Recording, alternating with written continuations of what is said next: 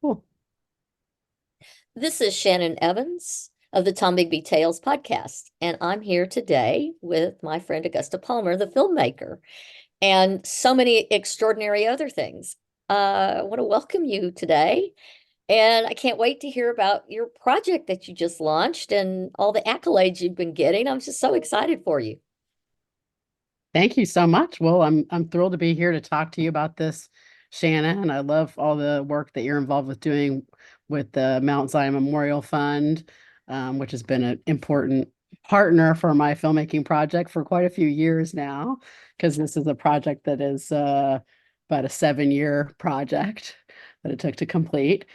And the project's called The Blues Society. It's a documentary film about the Memphis Country Blues Festival, which took place in Memphis in the late 60s, starting in 66, ending in 71. And it's about how to look at that moment now. I think that's the primary thing that it's about. Sometimes I call it a moving image mixtape because I was very conscious about the fact that I'm selecting this history. So So what made you select that history? I mean, what was your jumping off point, or how did you get to that decision? Because that's a commitment. That's it is. Well, I guess there are a few things that cause that. I mean, I think at the very beginning, when I was thinking about the project, both my parents were involved in the festival, and my dad was one of the real core organizers. Robert Palmer was his name, and he wrote a book called Deep Blues long after that. And in the way that people often do, because he was a music critic for the New York Times and Rolling Stone and had written this book, people said, oh, this music festival was important because Robert Palmer was involved. And I knew from what little I knew from him, he's been dead since 1997. So long before I started this project, I knew that the festival was more important for him than he was for the festival. I think that would have been his point of view on it. So I knew from the beginning that I was going to be challenging a little bit, maybe what people's first assumptions were. Um, and then I think in the 1980s, he had made me a mixtape that was called The Real 60s Man. That was the title on it. And you it still had a have kind of, it? I still have it. Oh, And there's a kind of cautionary note on it that said that this is the 1980s 60s. It's not really the real 60s because it's the uh-huh. 1980s 60s. So I knew, when I started making my film that I was at the beginning making a 2016 60s film and by the end making a 2023 60s film. So I think those are the reasons why I wanted to have that, make that commitment to being selective, and then also the racial justice part of it, which I think is really important because that's the legacy I inherited as being the child of somebody who made not a tremendous amount of money, but made a name for himself as a white scholar of the blues. I wanted to think about what those power relationships were like in the 60s between Black blues players and white organizers, even if many of them had the best of intentions or great intentions. The power divide was so extreme that they were in some cases really barely able to communicate, I think, outside the language of music, which music is great, but we have to function a lot of other ways in the world. So Who were some of the artists that were involved, and and what do you, I mean, if there's any that you want to talk about their legacy or their impact? sure. So artists that were involved, and many of them were men, and they were all men in the case of this blues festival, that had made a name for themselves with recordings in the 20s and 30s. And by the 60s, when the festival happened, they were kind of forgotten as popular recording artists. And then some of them had a little bit of a resurgence in their career after the festival and the blues revival writ large, because some of them played at the Newport Folk Festival and things like that too. Yeah, because So like John Hurt came out of the rediscovered. He wasn't lost. He was yeah, just lost to Newport. Uh, was rediscovered there. So are there any yes. specific? artists Yeah, that so you? Furry Lewis was very closely associated with the festival, and you know, he made amazing music both in the 20s and 30s and in the 60s and 70s, and was playing up until he died, I think, in the early 80s. And also did other things like in the, I believe it's the early 70s, appear in a Burt Reynolds film. Um, Playing kind of a version of himself. Um, but but also did a great like television special that you can find on YouTube now with Leon Russell. In addition to just doing so many great performances himself and playing out, I think, almost every week in Memphis Mhm. after this rediscovery. Like you put it, that he started playing in the 60s at a Memphis cafe called the Bitter Lemon, and Mhm. the Bitter Lemon, started by an artist named John McIntyre, I think also was a kind of genesis for the blues festivals, because the people who made them came together there. Other artists are really important. Mississippi Fred McDowell, who's one of those people who also played at Newport. He was a fixture at the festivals. Booker T. Washington White, also sometimes known as Bukka White, Mhm. was From definitely West Point also or from Aberdeen, right, right by Aberdeen. me. And that's how Bill Barth, who was one of the other organizers of the festival, got in touch with him, because he had uh Booker had a song that was about Aberdeen blues. Hmm. So nobody in the music world, the contemporary folk music world and blues music world, knew where he was. And so Bill Barth just wrote a letter to the Aberdeen post office, and it just happened, I think, that like someone who Somebody who worked at knew the post him. office was a Yeah. friend or a cousin, maybe even, of Well, Booker's, and took that to him. well, Yeah. in these small communities, if you got mail and nobody knew your rural route, they would Yeah. publish it in the paper and they'd say the following people have letters at the post office. Right. And So it I mean, wasn't that been good continued then. into, yeah, that continued into the 70s. My Yeah. mother was a journalist, and so I mean, I'm kind of schooled in the newspaper world of these things. And Right. Bukka White, Aberdeen is right up the river for me. It is on the Tombigbee River. So it's in Wow. the northern edge of the Black Belt Prairie, which was there were the Black Belt Prairie blues artists were Howlin' Wolf was from West Point area Right. and Booker was from Aberdeen. And then we had Big Joe Williams from Lowndes County. And then we Mhm. had the Harrington Brothers and we had the Sandyland Revival in Noxubee County, which were all Black Belt Prairie blues artists, which were all along the Tombigbee. So that, I mean, that's kind of an interesting, because our state is kind of, we have two very rural farmland areas. There was the Delta, which is on along the Mississippi. And then we have, and around like what, Vicksburg, Sunflower County, Carroll County, LaFleur County, although Carroll's not technically on the river, but it's still influenced by it. Mhm. And then on this side, we have the Tombigbee River. So it's kind of funny that these artists came up, both of them were on two different sides of of very Yeah. significant rivers. Yeah. It's- Well, I mean, I think obviously the Mississippi River is a big highway for blues, but those smaller rivers, since they were places where communities were built and things like that, yeah. and sometimes connected to bigger rivers too, Well, the thing about Tombigbee yeah, is it went all the way down to Mobile. right, And then of course the Mississippi went Memphis was important and then all the way down to New Orleans. right, right. So the river commerce was kind of an important piece until the And trains took over. yeah, yeah, of course, of course.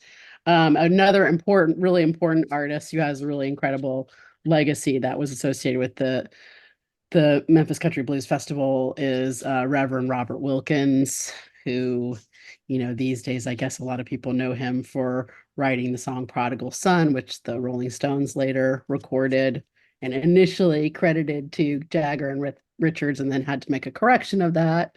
Um, and which, of course, should have been there from the beginning. But and so Reverend Robert Wilkins is a definite part of the film. And then I got to interview his son, Reverend John Wilkins, who played with him on the stage in the 60s and then didn't get to play, I should say, again until almost 50 years later at the band shell, where Oh, he was wow. in Memphis, the Overton Park band shell, where he was the groundskeeper for decades. Um, Wow. and then more recently, still, when my film premiered at Indie Memphis after the show, um, there were two musical acts, and one of them was the Wilkins sisters, so who are the daughters of Reverend John. So from Reverend Yeah. Robert to Reverend John, who sadly died of COVID while I was making the film, to now his daughters. That's quite a legacy. That's still Mm. So they're still now very, into the third generation of blues artists. yeah, Wow. yeah. It's kind of like Muddy Waters' family. They're now into the third generation with Tommy. No, he's a Johnson.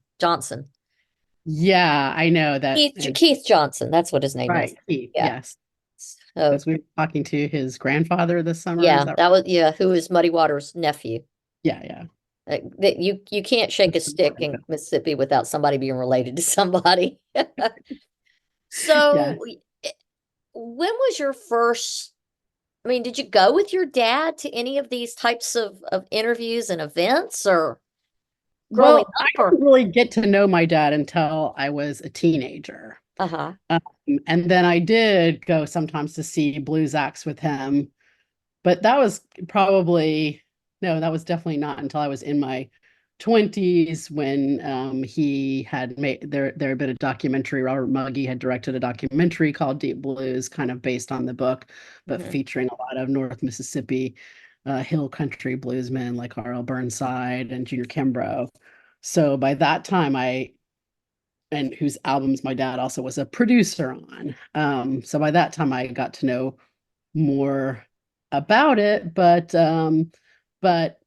in a way, I went to the 1969 Memphis Country Blues Festival. So sometimes I say I've been working on this film all my life because my mother was pregnant with me when she was Aw. tickets at the gate for people to come, and actually ended up making a kind of impassioned speech when there were a lot of gate crashers. And she was asking people like, please pay your $1 because we give this to these blues musicians who Oh wow. don't have a lot of income. So, Your so parents were cool. yeah, That is yeah. so My amazing. mom's still cool. My dad is, I guess he's still cool out there somewhere in the great Yeah, world. somewhere in the cosmos. So what motivated you to, I mean, because making a film is a huge, not only a time commitment, an emotional commitment, a financial commitment. So what what actually motivated you that went, hey, you know what, this would make a great film? Well, I really liked from early on the story of one aspect of the story that I haven't really spoken to yet, which is that it started out as very much this like hippie happening in 1966. Jim Dickinson, the musician and producer, had a $60 session check that he'd gotten for recording something with Sun Records, and Bill Barth, who I mentioned before, and who was from the North. He from the New York area, he had a baseball size lump of hash. And together they decided that with those two resources, they could put on a blues festival. Um, so so the white musicians were kind of paid in hash, is my understanding, and the $60 went to reserving the band shell. Um, and That's insane. it's That is pretty, the best story. That is such a 60s story. yeah, it's a very 60s Oh story. my God. Well, and all I mean, it's almost a stereotype. Right. But so I guess what I didn't say is it went from that, which is a stereotype, to within only 4 years in 69. They had two film crews there, one from this national show with Steve Allen that's called Sounds of Summer, that was broadcast by I think it was still being called CPB instead of PBS. So Uh-huh. very young baby public television broadcast that nationally.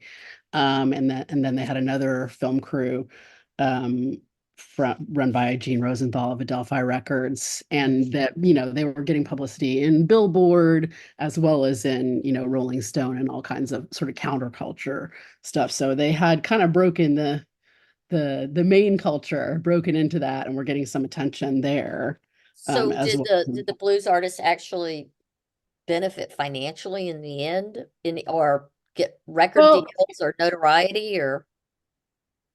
I think this is a little bit open to question. I mean, I definitely think because partially because there were multiple things going on, like Newport, which we talked about before, which certainly added to their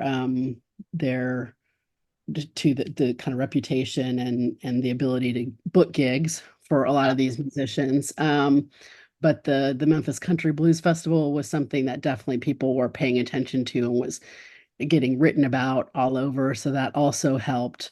Um, but you know, not all those people who started managing them and booking them were necessarily sharing the money as well as they could have. There's certainly a lot of stories about that. The festival, most of the people who were in the core organizing group, like my dad and Nancy Jeffries, um, and Bill Barth, they spent half their year in New York and half their year in Memphis.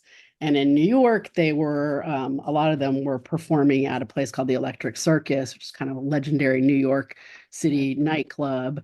Um, and that there's actually a new documentary out about the Electric Circus.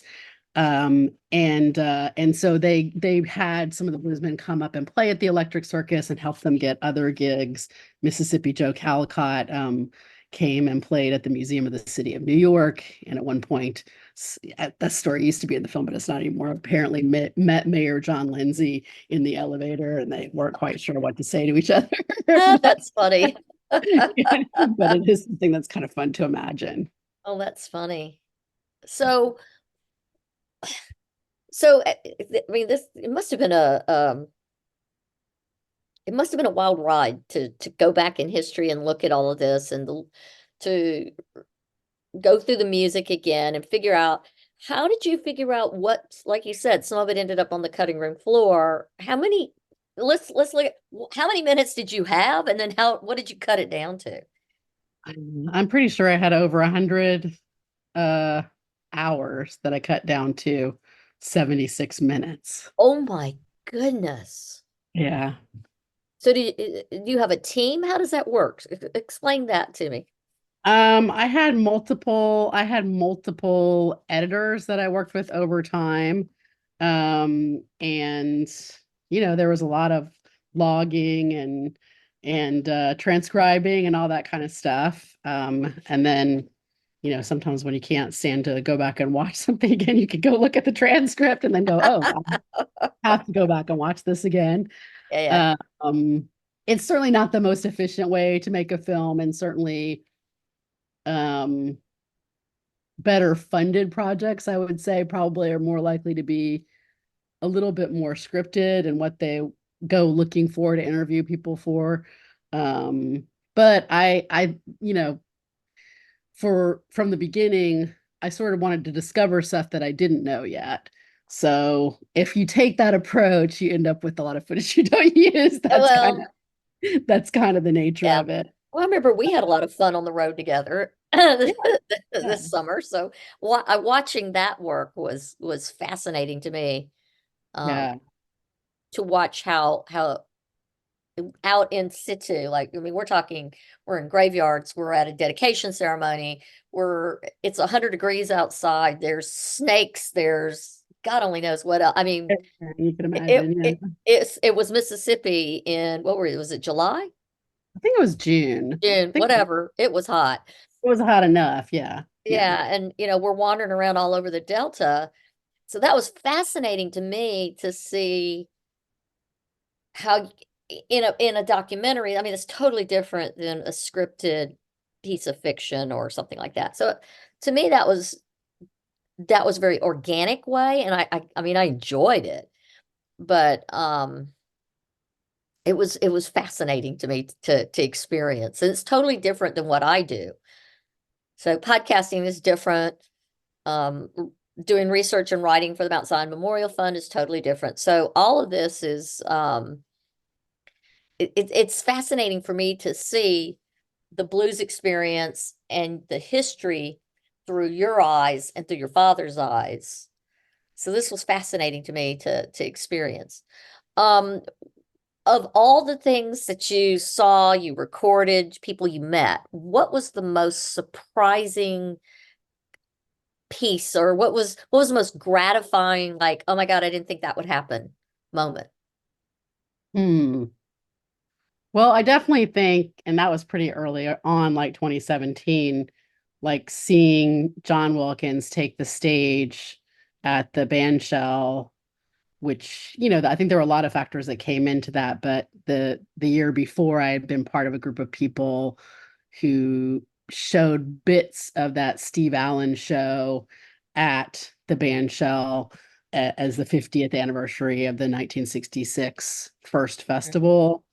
And I was really saying, like, you guys should revive this festival. And they were interested at what was in the Levitt shell, now is back to being the Overton Park shell, um, in kind of reviving the blues festival. And I met some great guys, Rick and Stephen Whitney, who are Memphis natives. Rick is now in LA. Stephen is still in Memphis. Black Memphis natives wanting to like make a new version of the festival. And so they did that. And Reverend John was the headliner. So I can't like take credit for that, but I feel like I was a step in the Yeah, in the but you stepping watched it stone along. unfold. That's, I mean, that And was I was history. there to watch that happen and talk to him right before he went on stage and things like So that. is So the that festival still going in its new form? it is still going. I mean, I think it's of course it's not going to be the same. And I don't think that anybody's intention is for it to be the same. Mhm. But yeah, it's still going. There was a bit of a hiatus during COVID because it started right, not too long before COVID in 2017. But yeah, it's still going. And then the other thing that was very, in the end, gratifying, and in the beginning surprising and upsetting to me, was actually the part of the story that Mount Zion came in on, which is that there was a player at the Memphis Country Blues Festivals named Nathan Beauregard, and he was kind of, as you mentioned about John Hurt, he was discovered or by these Colombian terms are Yeah. not really good, because he had been doing his thing his whole life and didn't Yeah, it's really know. like John, no, nobody, he hadn't stopped playing music. He just, Yeah, yeah. exactly. So Nathan had been playing music his whole life. He hadn't been recorded in the 20s and 30s like a lot of other people. But Bill Barth found him playing when he was going around. Barth was canvassing for records, trying to collect old records.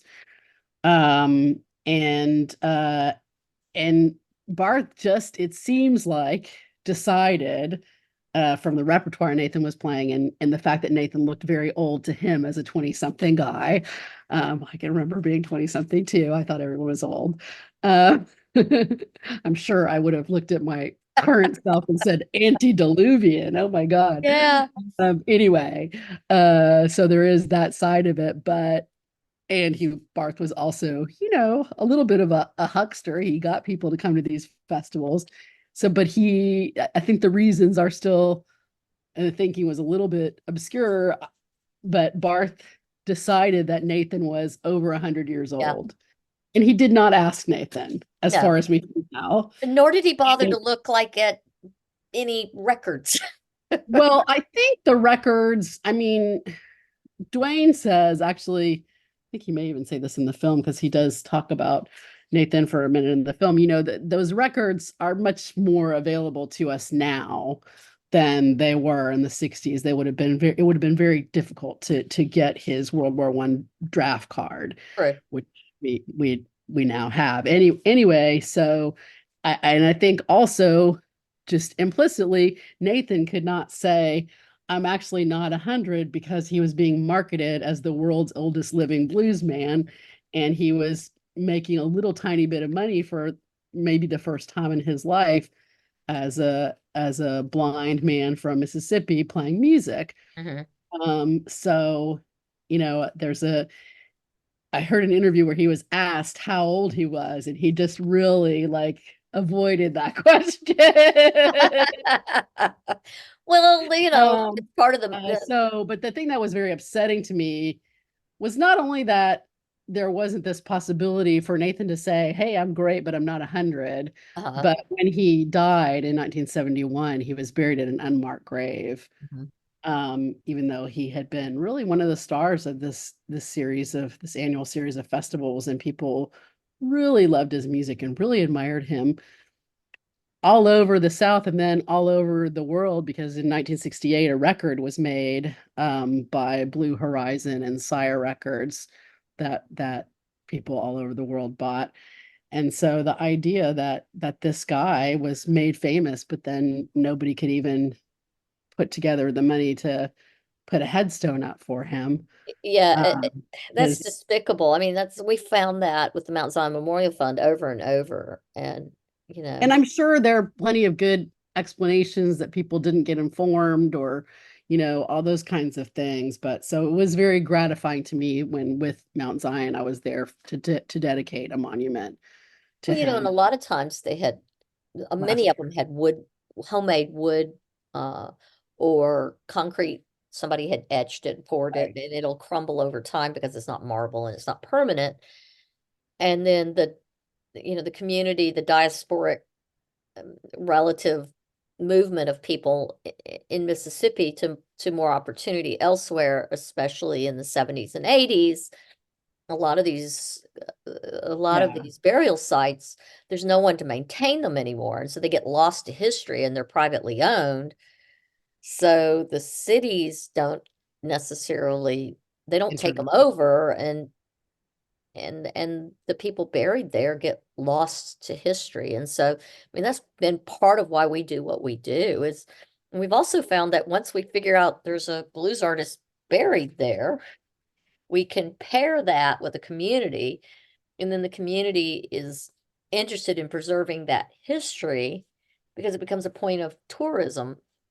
Right. So, I mean, that's kind of been a win-win thing in some ways. Well, and so much more history gets preserved because there's so many other markers of so many other people in those graveyards that don't happen to have been Yep, bluesmen. So, exactly. um, and in some cases, I know, graveyards that you guys worked on or just weren't accessible. There wasn't, ways to get to them. So even if Nathan Beauregard didn't have any children, as far as we know, um, but even people who have children, if they couldn't access the Mhm. cemetery, they couldn't keep things up, even if they had the means, financial means, Yeah. in And time there's to a do. lot of encroachment. I mean, that's what we're finding with the John Hurt, the St. James Missionary Baptist graveyard, and we took you guys up there. The Yeah, church is no longer there. The county allowed somebody else to take over half the graveyard, and all we have is the other half, and we're fighting like the Dickens to preserve that. And they protested. We had a dedication ceremony to that, the monument we put up there. We finally had the actual John Hurt festival and dedication, and the people that have the other side of the road, they were pretty ugly and said some very derogatory and very racist things. And there was a throng of people. So now there were Italian newscasters there. I mean, it was a French. There were people from France there who were writing about the event, and boy, they got an eyeful.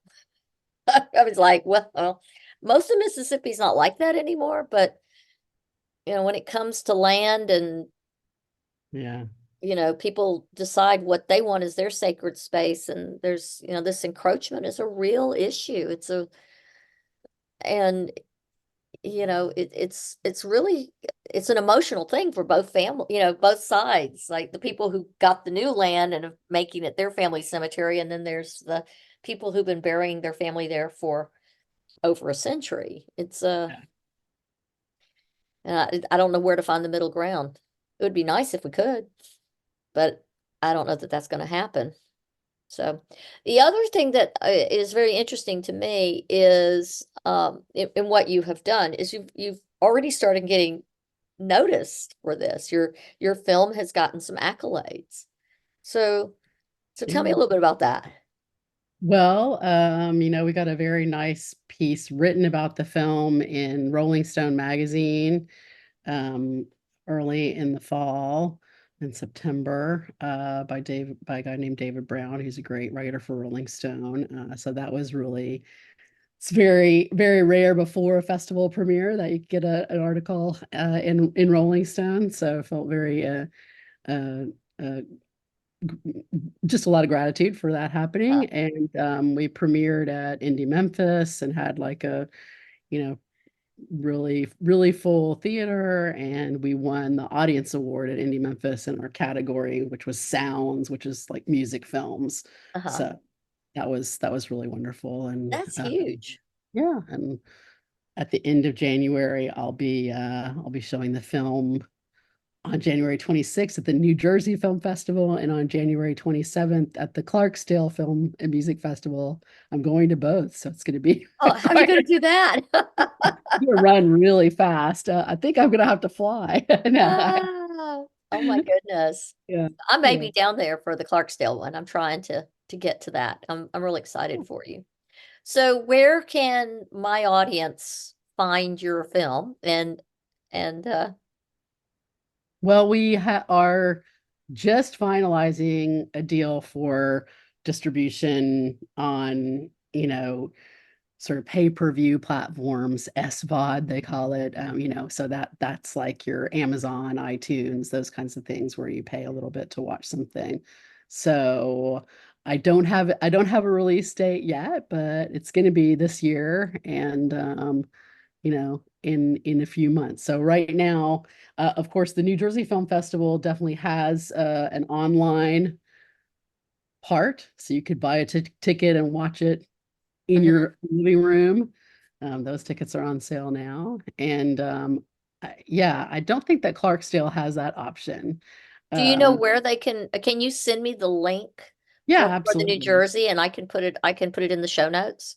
Yeah, absolutely. That would be Absolutely. awesome because we Yeah, can hopefully sell some more tickets because I really yeah, want the word to get exactly. out. I'm super excited. I'm so proud of all you've done. And I mean, I'm just, this is, I mean, I've watched over the last 2 years just what you've done and trying to tie up all the loose ends and get this.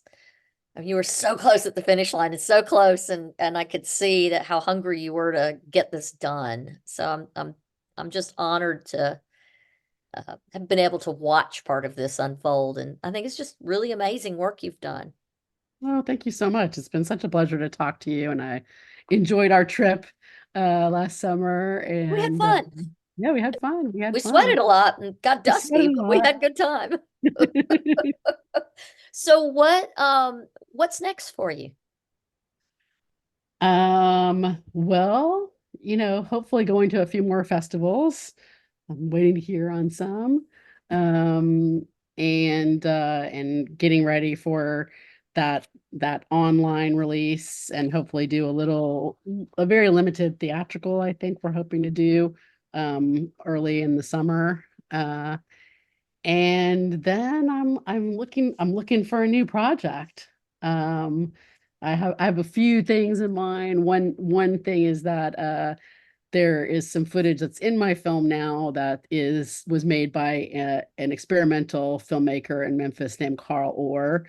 And he just made these crazy experimental films with all kinds of I how do you even describe them? In the Blue Society, for example, you see someone getting into a VW bug and driving away and being chased by a woman with an umbrella hitting the bus. That's or like there's a part where we were talking about someone staying at a flop house, and it just happened that we had like footage of like a whole bunch of these artists who are stars of these films like flopping down on a mattress. Oh, funny. Not quite the definition of a flop house, but No, no, it's a I different like kind of that though. flop I house. like that. Yes, yes.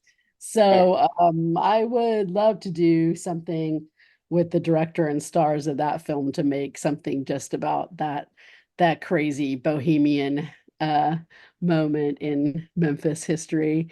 So that's something that I would love to develop. And then I'm also working on I'm developing a multi-part documentary that is going to be about the history, science, and culture of color. So like where does the color blue germane to blues, like where does it come from, what are the minerals in it, how do we see it, and what does it mean culturally in different cultural spaces, Oh, and doing wow. that for the spectrum of colors.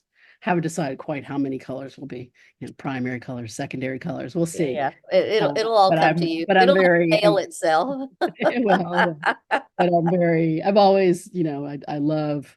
It might be in an umbrella chasing you in a VW too. It'll Exactly. It to may you. be. It may be. I do feel like the Blues Society as a film kind of did that. Sometimes I was like, it's the zombie film. It just won't leave me alone. That's But it funny. was in a gentle way, like that umbrella. I was driving down a That's movie. hilarious. That's hilarious. I love it.